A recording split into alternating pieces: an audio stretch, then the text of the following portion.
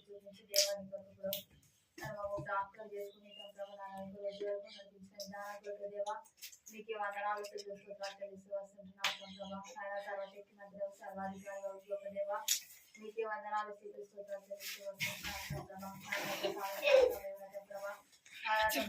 పిల్లల మధ్య దేవనాన్న మీద నడిపిస్తూ వచ్చిన విధానం బట్టి దేవా మీకే వందనాలు నాన్న పిల్లల దేవ మీకు నామానికి లోబడి జీవించే విధానంలో నడిపిస్తున్నాను ప్రభా ఆయన చక్కగా పాటలు నేర్చుకోగలిగినట్టు చూపండి ప్రభా ఆయన యొక్క వాస్తవానికి లోబడి దేవ జీవించగలిగినట్టు సహాయం చేస్తున్నాను ప్రభా విధానంలో సహాయం చేస్తున్నాను ప్రభా ఆయన పాటలు ఏ విధంగా పాడాలో దేవా మీరే వారికి నేర్పిస్తున్నాను ప్రభా ఆయన ప్రతి అవసరం అందరూ ఆశ్చర్యం దేవా ప్రభాన మీరే చూపించి ప్రభాన మీ కృపలకు నాకు తండ్రి నీకు పాదం రచన వేడుకుంటూ వస్తుంటున్నాను దేవా సంతరించండి ప్రభా తండ్రి దేవనాన్న మీరే కృప చూపించి తండ్రి నేను ప్రతి అవసరం దేవనాన్న వారికి చదువు విషయంలోనూ దేవా తన ప్రభా నాన్న భవిష్యత్తు విషయంలోనూ మీరు దేవా తండ్రి మీరే తోడుగా ఉండాలని సహాయం చేస్తున్నాను తన ప్రభా నాన్న వారి కుటుంబాలని మీరే నీకు కూడా జ్ఞాపకం చేసుకొని తన ప్రభా నాన్న సరైన క్రమంలో మీరే నడిపిస్తున్నామని తండ్రి నీకు పాదం రచన వేడుకుంటూ వస్తుంటున్నాను దేవా కృప చూపించండి తన ప్రభా తండ్రి దేవనాన్న మీరే తోడుగా ఉండమని తండ్రి దేవనాన్న యొక్క ప్రారంభం నుండి ముగింపు వరకు తండ్రి ప్రభా ఇక పరిచయాంతల్లో దేవనాన్న మీరే మాకు యజమానిగా ఉండి తన ప్రభా నాన్న మా మధ్య ఉండి తన ప్రభా నాన్న మీరే నడిపిస్తున్నామని ఇటు యొక్క సహాయాన్ని కోరుకుంటూ అడిగి దగ్గర తెలిసి క్రిస్తాపరిచిన వేడుకుంటున్నాను మా తండ్రి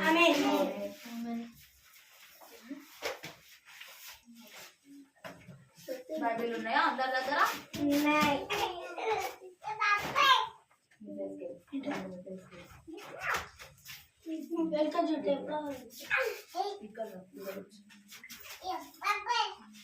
కూర్చోండి కూర్చోండి ఉన్నాయా మీకు అందరి దగ్గర బైబిల్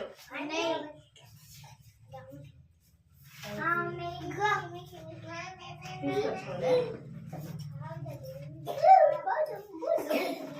సరే బైబిల్ ఉన్నాయి కదా బైబిల్ అయితే భలే బాలే మాట బంగారు మాట బైబిల్ మాట యేసు మాట భలే మాట బంగారు మాట బైబిల్ మాట యేసు మాట నా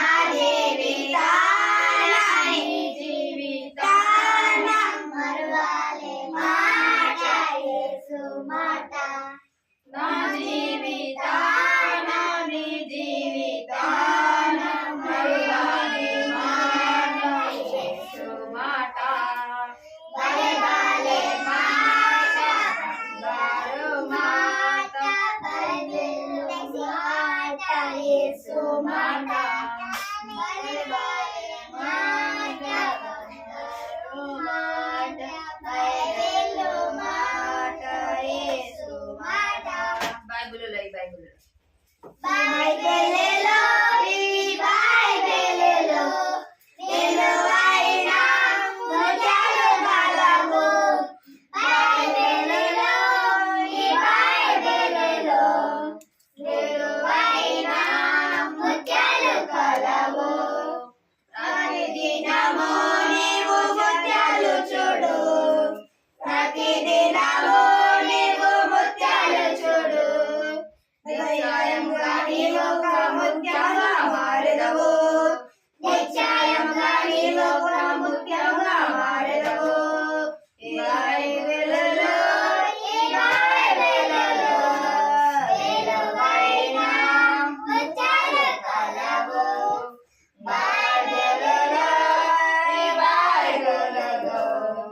విలువైన ముత్యాలు కలవు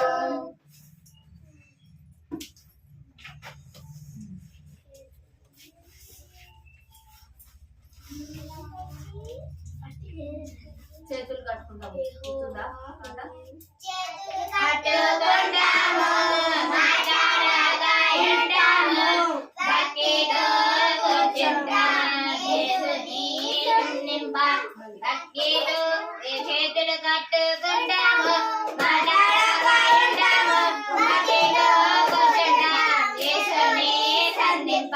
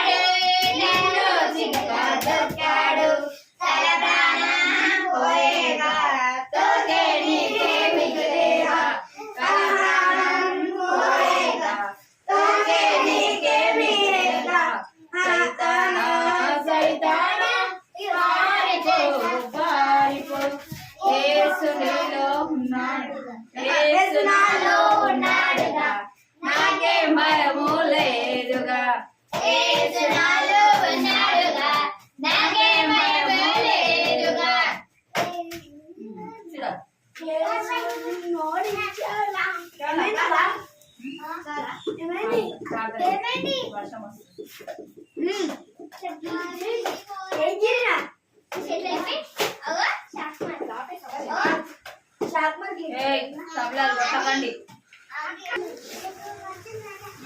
చూసుకోండి, ప్రార్థన చేసుకుందాం. కృప కలిగినటువంటి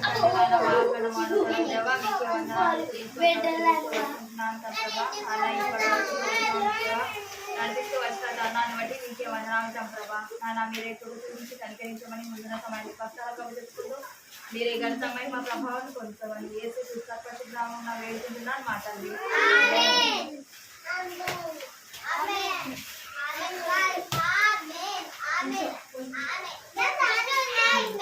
మనము పోయిన వారము ఎవరి గురించి తెలుసుకున్నాము, ఎవరి గురించి చెప్పుకుంటున్నాము?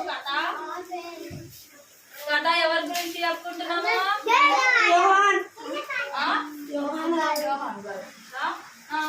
ఎవరి గురించి? నోవాహు గురించి చెప్పుకుంటున్నాం కదా. నోవాహు ఎవరికి లోబడి జీవించిండు? దేవునికి లోబడి జీవించాడు. నోవాహు మాత్రమే జీవించిందా? దేవునికి లోబడి నోవాహు కుటుంబం కూడా జీవించిందా? ముగ్గురు. ఏమేం పేరు?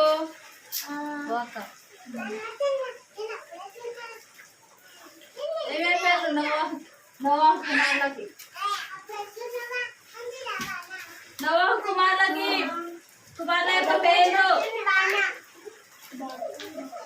నోవాహు కుమారుల యొక్క పేరు మర్చిపోయారా? షేము, హాము,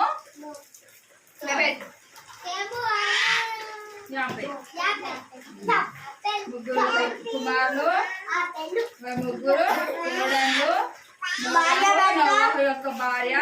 అందరూ ఎక్కడికి వెళ్ళిరు? పడవ లోపలికి వెళ్ళిరు.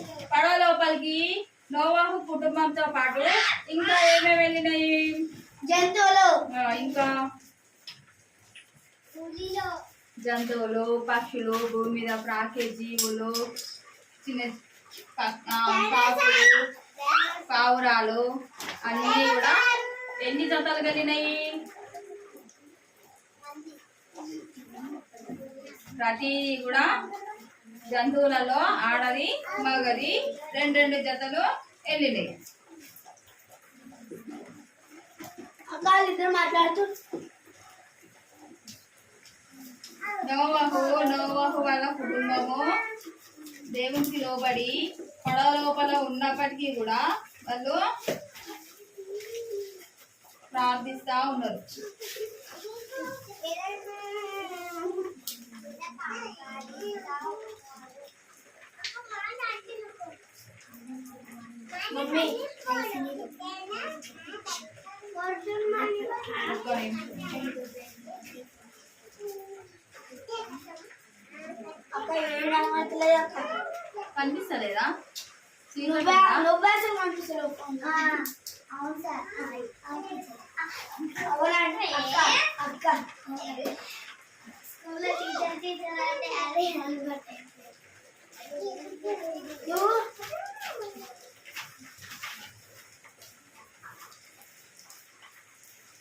కనిపిస్తలేదా? కనిపిస్తలేదా? కనిపిస్తలే అక్క. చెప్పు చెప్పు.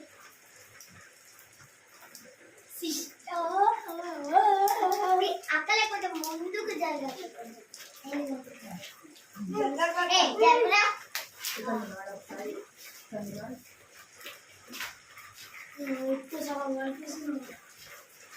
కనిపిస్తుంది కానీ డిమ్ కనిపిస్తుంది. కానీ అక్క లైట్ పడుతుంది. అక్క ఇక్కడ లైట్ పట్టు. కుటుంబము ఎక్కడుంది? ఓడ లోపల ఉంది. ఓడ లోపల ఉన్నప్పటికీ కూడా వాళ్ళు ఎవరికి లోబడి జీవిస్తున్నారు? దేవునికి లోబడి జీవిస్తా ఉన్నారు. ఓడ లోపల వాళ్ళకు నోవహు కుటుంబంతో పాటు భూమి మీద ప్రాకే జీవులు, జలచర జీవులు, ఆవులు, గొర్రెలు, మేకలు, ఒంటెలు, ఏనుగులు, సమస్త జంతువులన్నింటినీ కూడా వాళ్ళు ఓడ లోపలికి తీసుకెళ్ళారు కదా. నోవహు కుటుంబము వాళ్ళు ఓడ లోపలికి తీసుకెళ్ళిన తర్వాత వాటికి తినడానికి కావాలి కదా. వాళ్ళు తినడానికి కూడా ఆహారాన్ని వాటికి ముందుగానే సిద్ధపరిచి తీసుకెళ్తున్నారు ఓడ లోపలికి. కనిపిస్తుందా? ఓడ లోపలికి తీసుకెళ్తా ఉన్నారు. వాళ్ళకు కావాల్సినటువంటి ఆహారము వాళ్ళు సిద్ధపరచుకున్నారు. వాళ్ళతో పాటు జంతువులు కూడా ఉంటాయి కదా, వాటికి కూడా ఆహారాన్ని తీసుకెళ్తున్నారు. మరి మనుషులు ప్రతిరోజు తిన్నట్టుగానే జంతువులు కూడా తింటాయి కదా. జంతువులు ఏం తింటాయి? చెట్ల ఆకులు, గడ్డి, పువ్వులు, కాయగూరలు అన్నీ తింటాయి కదా. వాటన్నింటి కోసము కూడా ఈ నోవహు వాళ్ళ కుటుంబము అందరూ కూడా వాటి కోసము తీసుకెళ్తా ఉన్నప్పుడు లోపల ప్రచండ వర్షము బయట కురుస్తా ఉంది కదా. బయట ప్రచండ వర్షము కురుస్తా ఉన్నప్పుడు ఇంకా 40 రోజులు 40 పగలు 40 రాత్రులు అంతా కూడా వర్షము కురుస్తా ఉన్నప్పుడు ఈ విధంగా బయట మొత్తము నిండిపోతా ఉంది. మిగతా జీవులు అన్ని కూడా 2 జతలు మాత్రమే ఓడ లోపలికి వెళ్ళినాయి కదా. మిగతా జీవులు అన్నీ ఉంటాయి కదా. కూర్చుంటుంది. మిగతా జీవులు అన్నీ ఉంటాయి కదా. అవన్నీ కూడా ఈ విధంగా నీటి పైన తేలియాడుతూ ఉన్నాయి. 15 మూరల ఎత్తుతోని ఈ నీళ్లు మొత్తము జలప్రలయం మొత్తము 40 రోజుల రాత్రి 40 రోజుల పగళ్ళు ఈ జలప్రలయం చేత మొత్తము నీళ్లు అన్నీ నిండిపోయినాయి. ఈ 15 మూరల ఎత్తుతోని అంత ఎత్తు జలప్రవాహంతో ఈ నీళ్ళన్నీ ప్రబలిపోతా ఉన్నాయి. పర్వతాలన్నీ మునిగిపోయినాయి. ఇంకా ఈ పడవ ఓడ ఉంది కదా, ఈ ఓడ భూమి పైన ఉండకుండా నీళ్ళ పైన ఈ విధంగా తేలియాడుతా ఉంది. ఈ జీవులు అన్నీ కూడా మునిగిపోసాగినాయి. మనుషులు అందరూ కూడా ఆ నీళ్ళల్లో కొట్టుకొని పోయి చనిపోయారు. ఇంకా ఈ జీవులన్నీ కూడా ఇంకా నీళ్ళల్లో తేలియాడుతా ఉన్నాయి. జీవులతో పాటు మనుషులు కూడా అందరూ చనిపోయారు కదా. వాళ్ళ మీద అంత కోపము దేవునికి ఎందుకని వచ్చింది?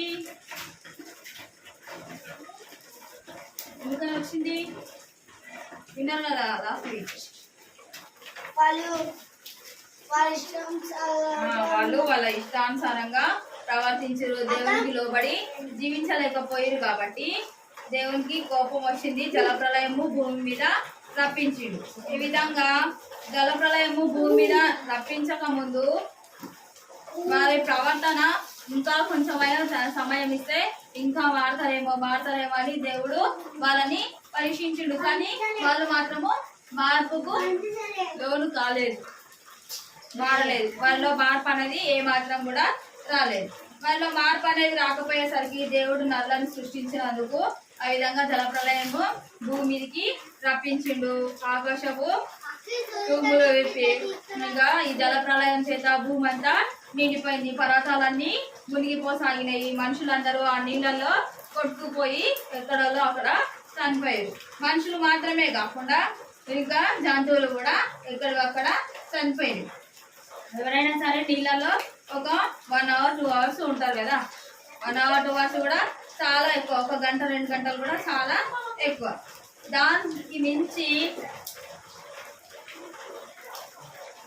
దానికి మించి ఉండాలంటే ఎవరికైనా సరే కష్టం కదా, అందుకని ఇవన్నీ కూడా నీళ్ళలో మునిగిపోయినాయి. వీటితో పాటు జంతువులు కూడా అన్నీ మునిగిపోయినాయి. ఇంకా కొన్ని రోజుల తర్వాత ఫస్ట్ నోవహు ఏం చేశాడు అని అంటే ఒక కాకిని బయటకి పంపిస్తాడు. కాకిని బయటకు పంపించినప్పుడు ఆ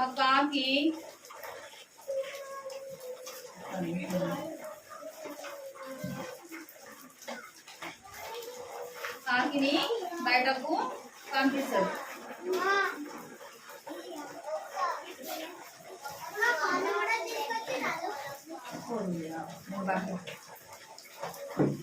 ఇక్కడ ఉన్నది చూడండి.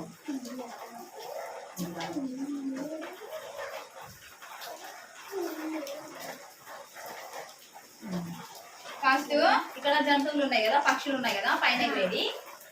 ఫస్ట్ ఒక నల్ల కాకిని పంపిస్తాడు. కాకి ఏ కలర్ లో ఉంటది? గ్రే కలర్ లో ఉంటాయి కొన్ని, బ్లాక్ కలర్ లో కొన్ని ఉంటాయి.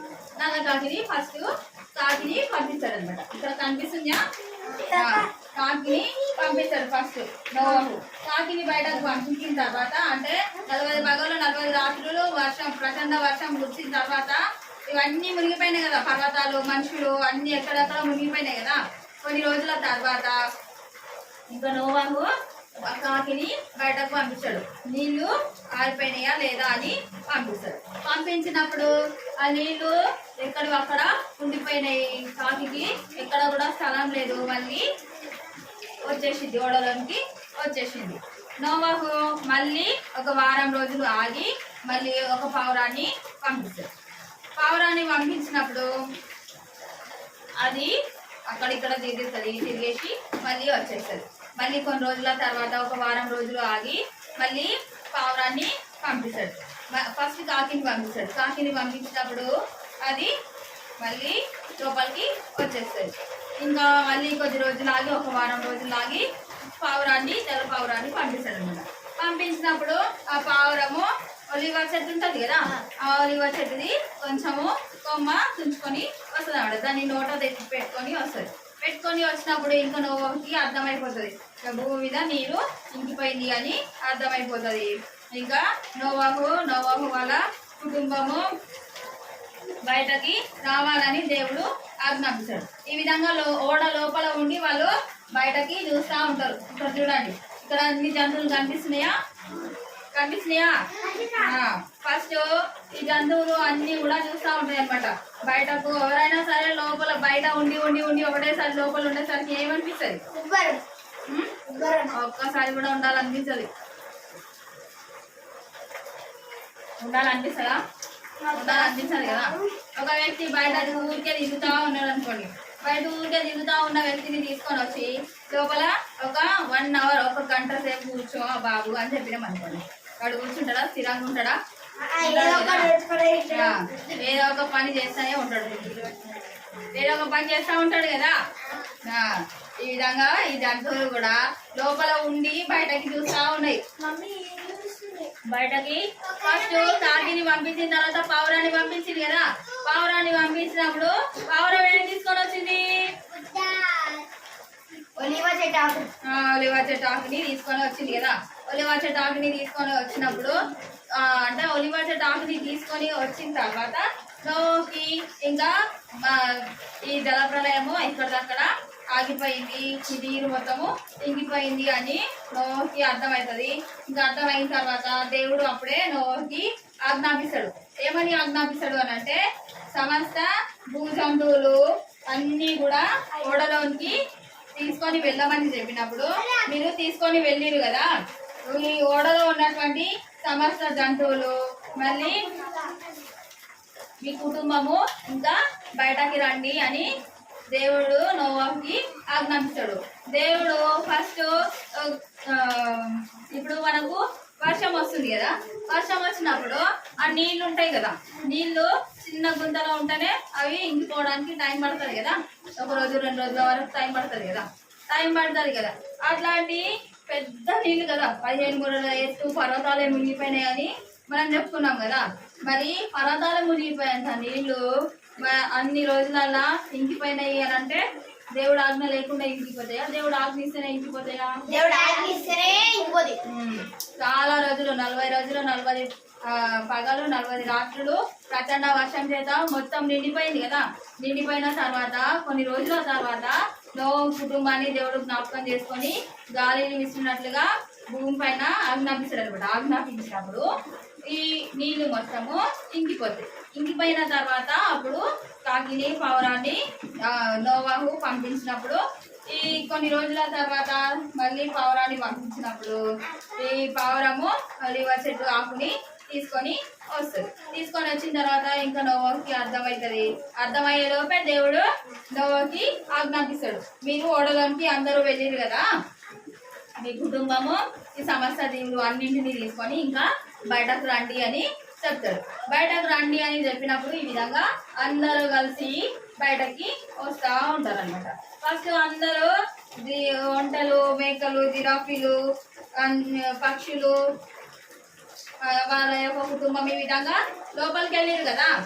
లోపలికి వెళ్ళిన తర్వాత అదే విధంగా అన్ని జంతువులు వాళ్ళ యొక్క కుటుంబము అందరూ కలిసి ఈ విధంగా బయటకు వస్తూ ఉన్నారు అనమాట. బయటకు వచ్చినప్పుడు సంతోషంగా ఉంటుందా, బాధగా ఉంటుందా? దేవుడు మమ్మల్ని జ్ఞాపకం చేసుకొని మమ్మల్ని ఇన్ని రోజుల వరకు ఓడలో ఉన్నా కూడా మమ్మల్ని దేవుడు సురక్షితంగా భద్రంగా మమ్మల్ని కాపాడిండు అని వాళ్ళు అందరూ కూడా బయటకు వచ్చిన తర్వాత ఇంకా ఈ శ్రేష్టమైన జీవుల్లో నుండి కొన్ని పవిత్రమైనటువంటి జీవులని నోవహు తీసుకొని బలిపీఠం కట్టి దేవునికి బలిని అర్పిస్తాడు. బలిని అర్పించిన తర్వాత ఇంకా దేవుడు నోవహు కుటుంబానికి ఒకటి ఆజ్ఞాపిస్తాడు. ఏమని ఆజ్ఞాపిస్తాడు అనంటే ఇంకా మీరు ఫలించి అభివృద్ధి పొందుడి, మీరు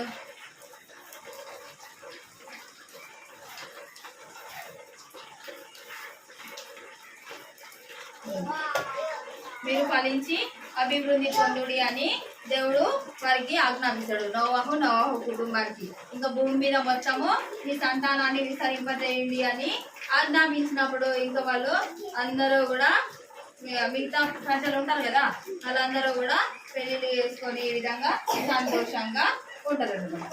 సంతోషంగా ఉంటారు, ఇంకా పంటలు పండించుకుంటా ఉంటారు. వాళ్ళందరూ కూడా ఈ విధంగా పంటలు పండించుకుంటా ఉంటారు. పొలాలలో పంటలు పండిస్తారా? మీరు ఏం చేస్తున్నారు? ఏం చేస్తున్నారు వీళ్ళు ఏం చేస్తున్నారు? వీళ్ళు నాటేస్తున్నారు. దీనివల్ల ఏమొస్తుంది? ఈ విధంగా పంట మొత్తము పెరిగి కోతకు వస్తుంది. కోత వచ్చిన తర్వాత ఒడ్లు వస్తాయి కదా, అవి అమ్మితే దానివల్ల ఏమొస్తుంది? బియ్యం వస్తుంది. బియ్యాన్ని కూడా అమ్మితే ఏమొస్తుంది? డబ్బు వస్తుంది. కొంత మట్టుకు వాళ్ళు తినడానికి పెట్టుకొని మిగతాదంతా అమ్మేస్తారు కదా, దానివల్ల ధనం వస్తుంది కదా, డబ్బులు వస్తాయి కదా. దానివల్ల వాళ్ళందరూ ఇంకా సంతోషంగా ఉండండి, మీరందరూ కష్టపడండి, పని చేయండి, భూమిని విస్తరించండి అని దేవుడు వాళ్ళకందరికీ ఆజ్ఞాపిస్తాడు. ఇదంతా ఎవరి చరిత్ర? నోవహు చరిత్ర. దేవుడు ప్రతి విషయంలో నోవహు ప్రతి విషయంలో దేవునికి లోబడి జీవించిండు. నోవహు భార్య, నోవహు పిల్లలు, నోవహు కోడలు అందరూ కూడా దేవునికి లోబడి జీవించారు. ఆ తరం వారిలో నోవహు కుటుంబం మాత్రమే బ్రతికి ఉన్నారు. మిగతా వాళ్ళందరూ ఏమైపోయారు? చనిపోయారు.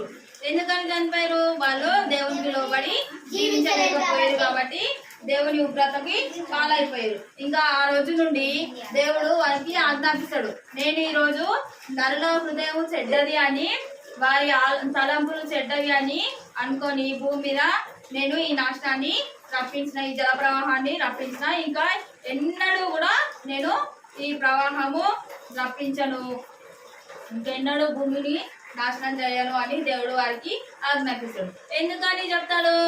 ఎందుకంటే బాల్యం నుండే నరుల హృదయము ఎలాంటిది? చెడ్డది. ఒక పని చెప్తే ఇంకొక పని చేస్తాం. మమ్మీ డాడీ ఒక పని చెప్తే మనం ఇంకొక పని చేస్తాం. మమ్మీ డాడీకి లోబడి జీవించము, దేవునికి లోబడి జీవించము కదా. మమ్మీ డాడీకి లోబడి జీవించకపోతే ఎంత బాధపడతా ఉంటారో, దేవునికి లోబడి జీవించకపోతే కూడా దేవుడు కూడా అంతకంటే ఇంకా ఎక్కువ బాధపడతా ఉంటాడు. ఎందుకంటే మమ్మీ డాడీ ప్రేమ కంటే కూడా ఎవరి ప్రేమ గొప్పది? దేవుని ప్రేమ గొప్పది కదా.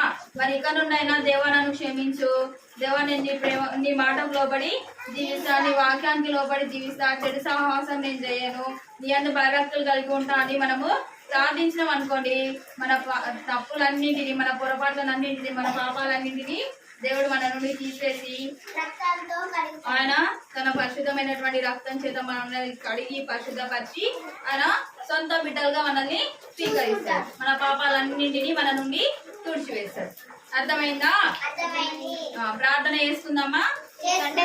పోయిన వారము కంఠస్థ వాక్యము ఎవరెవరు నేర్చుకున్నారు?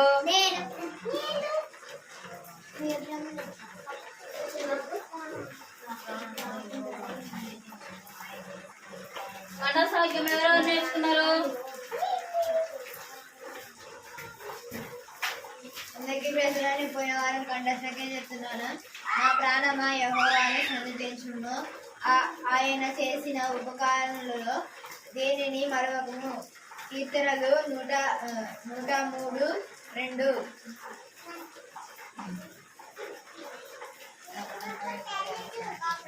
ఆయన చేసిన ఉపకారములలో దేనిని మరవకుము. ఆయన చేసిన ఏది మరవకుము. నా ప్రాణమా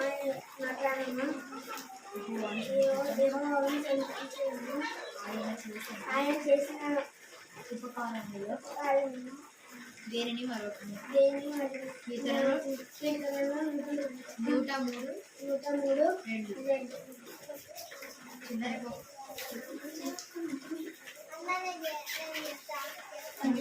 చెప్పు.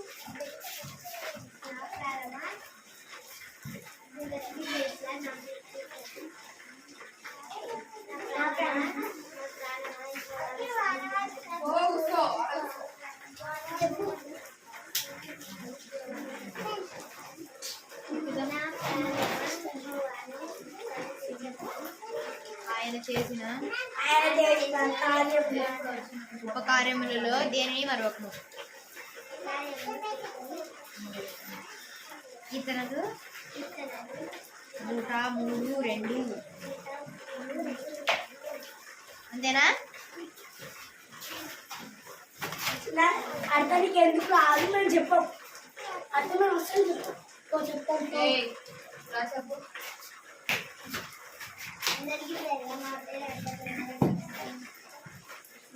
నా ప్రాణమా యెహోవాను సన్నిధించుము, ఆయన చేసిన కార్యములు ఎన్నటికీ కాదక్క, ఉపకార్యములలో ఎన్నడూ మరవకుము. కీర్తనలు 103:2. తెలుసా కదా? వాక్యం పొందాలా? సరే ప్రార్థన చేస్తున్నాం. కలుపుకొని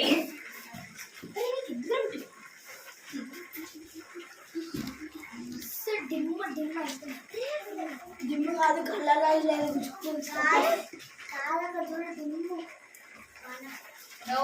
ప్రతి పరిస్థితిలో దేవునికి లోబడి జీవించిండు కదా, నేను కూడా ప్రతి పరిస్థితిలో నీ అంగీకారం చొప్పున నీ కొరకు జీవించే విధంగా నాకు సహాయం చేయండి. నేను ప్రతి పరిస్థితి అందు నీకు లోబడి జీవించే విధానంలోనికి నన్ను నడిపించు తండ్రి అని ప్రతి ఒక్కరూ ప్రార్థన చేసుకోండి,